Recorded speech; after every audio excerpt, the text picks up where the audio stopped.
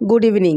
তো দেখো আমি এখন এই যে সন্ধ্যাবেলায় আসলাম ছাদে। তো কি কাজ করতে হবে সেটা দেখাচ্ছি তোমাদের। তো আমার যে তোমরা গাছগুলো দেখো তার মধ্যে আছে হচ্ছে তোমার বেলফুল গাছ। তো ওই বেলফুল গাছগুলোর আমি আজকে রিপোর্টিং করছি। তো যেহেতু এখন সামনে বর্ষাকাল, তো বর্ষাকালে বেলফুল ফুটবে এবং অলরেডি কুড়ি চলে এসেছে আমার গাছে। তো সেই জন্য এখন আমি কিভাবে রিপোর্টিং করবো এই কুড়িওয়ালা গাছগুলোতে, সেটাই আমি তোমাদের সাথে আজকে শেয়ার করছি। তো তার জন্য দেখো যেটা আমি নিলাম, প্রথমে একটা ওই যে বালতি নিয়ে নিলাম। আর এই বালতিগুলো না খুব টেকসই হয়, সহজে ভাঙে না, টবের থেকে ভালো, দামটাও কম, সস্তা হয় এটা। তো তার মধ্যে একটা ছিদ্র করে নিয়েছিলাম, ছিদ্রের মধ্যে দিয়ে দিলাম হচ্ছে একটা খোলামকুচি মানে টব ভাঙার টুকরো, যাতে ছিদ্রটা মাটি ঢুকে আটকে না যায়, জলটা যাতে ড্রেনেজ সিস্টেমটা ঠিকঠাক থাকে। তো তারপর আমি দিয়ে দিচ্ছি এর মধ্যে হচ্ছে যে আমার ভার্মি কম্পোস্ট আর কাঠগুঁড়ো মেশানো যে মাটিটা করা ছিল সেটা এর মধ্যে আমি দিয়ে দিলাম নিচের দিকে, দিয়ে কিছুটা অংশ দিলাম। আর দিয়ে এই যে আমার এই তোমার বেলফুল গাছটা কিসের মধ্যে লাগা ছিল, 8 ইঞ্চির যে গ্রো ব্যাগগুলো হয় না, সেই 8 ইঞ্চি গ্রো ব্যাগে লাগানো ছিল। তাও দেখো গাছগুলো কত সুন্দর বড় হয়েছে, মানে এবং সেটা হচ্ছে এই যত্নের জন্য আর কি। যত্ন আমি কী করি সেটা তো তোমাদের সাথে মোটামুটি শেয়ার করি। যারা আমার ভিডিও রেগুলার ফলো করো তারা মোটামুটি বুঝে গেছো আমি কীভাবে যত্ন করি।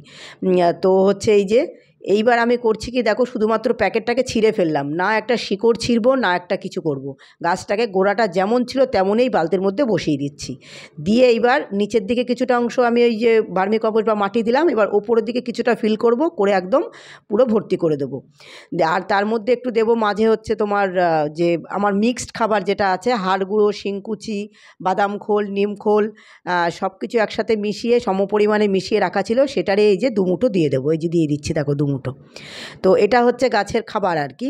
নিচে যেটা দিয়েছে সেটাও খাবার, এটাও খাবার। কিন্তু অন্য সময় হলে কি করতাম আমি, সামনে যেহেতু বর্ষাকাল, অন্য সময় হলে আমি নিচের শিকড় কিছুটা কেটে বাদ দিয়ে তারপরে এইভাবে বসাতাম।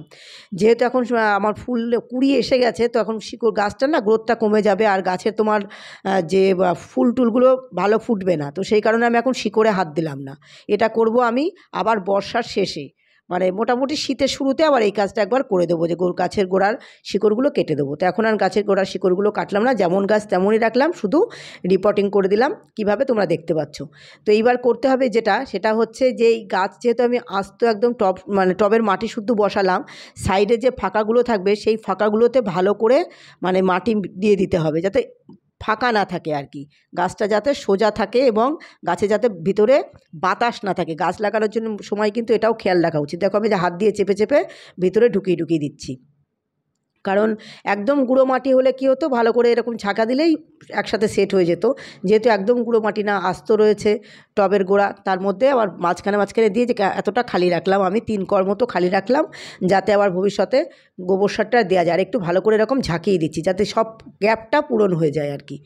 দিয়ে গাছটাও সোজাও রাখতে হবে, গ্যাপ পূরণ হবে। এইবার এর মধ্যে ভালো করে ঠেসে দিয়ে বেশি করে জল দিতে হবে।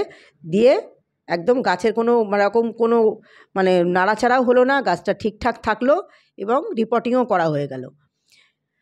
তো এই আর যেগুলো করছি দেখো, গাছের যে শুকনো পাতা টাতাগুলো থাকে, শুকনো পাতাগুলো একটু ছিঁড়ে ফেলে দিলাম, আর শুকনো যে 2-4টা একটা দুটো ডাল ছিল ওদিকে, সেগুলো একটু ছিঁড়ে মানে ভেঙে দিলাম, যাতে গাছটাও ক্লিয়ার হয়ে গেল, পরিষ্কার হয়ে গেল। বাকি সব গাছগুলোকে আমি এরকম করে নেবো। আমার এরকম 4টে গাছ আছে, এই 4টে গাছেরই করা হয়ে গেছে। দেখো এই যে কমপ্লিট হয়ে গেছে 4টে গাছগুলো এখন কত সুন্দর লাগছে, আর গ্রো ব্যাগে অতটা দেখতে সুন্দর লাগে না।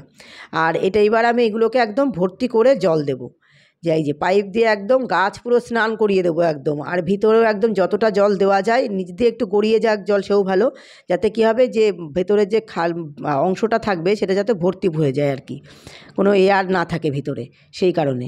আর একদম স্নান করিয়ে দেবো গাছ। তো এইভাবে এমনি প্রতিদিন গরমের সময় করা উচিত, সব গাছকেই স্নান করানো উচিত এইভাবে। আর আমি তো আজকে যেহেতু রিপোর্টিং করলাম, আগে ভালো করে আজকে স্নান করিয়ে দেবো। একদিন আমি শেডের নিচে রেখে, কালকের দিনটা শেডে থাকবে, পরশুদিন আমি রোদে দিয়ে দেবো, কোনো সমস্যা নেই। যেহেতু আমি গাছের শিকড় কাটিনি, কালকে দিলেও কিছু হবে না, তবু আমি একটা দিন আর কি শেডের নিচে রেখে দেবো। তা একদম খুব ভালো করে স্নান করানো প্রায় হয়ে এসেছে। এবার আমি সামনে যে গাছগুলো দেখতে পাচ্ছ, আর আমার ওই ছাদের গাছ আছে, এখন গরমকাল না, গাছে জল দিয়েও কুল করা যাচ্ছে না, প্রচুর জল দিতে হচ্ছে। তো সব গাছে একদম ভালো করে এখন স্নান করাবো। আমার এখন আধ ঘন্টার প্রায় কাজ আছে, আধ ঘন্টা না 1 ঘন্টা লেগে যাবে, কারণ সব গাছগুলোকে স্নান করাবো ভালো করে। কারণ এত রোদের, আজকে প্রচণ্ড রোদ পড়েছিল, প্রচণ্ড রোদ। তো আমি তো ভেবেছিলাম যে একটু বিকালবেলায় একটু তাড়াতাড়ি গিয়ে গাছের কাজ করবো, কিন্তু করতে পারছিলাম না, এত গরম লাগছিল। তো ওই জন্য সন্ধ্যেবেলায় আসলাম। এখন কিন্তু প্রায় সন্ধে হয়ে এসেছে, আর আমি লাইট জ্বালিয়ে ছাদে কাজগুলো করছি। চলো এবার ওই বাকি গাছগুলোতে জল দিয়ে নিই। তো নাইট, বাই।